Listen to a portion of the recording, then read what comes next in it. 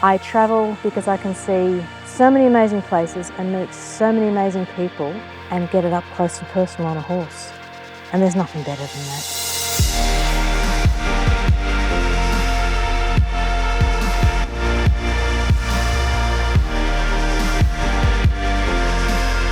One of the cool things that we're going to do here is a South African wine tasting, where the people are going to taste South African wines, which is very good at the moment, and I'm going to do small bites that complements the wine.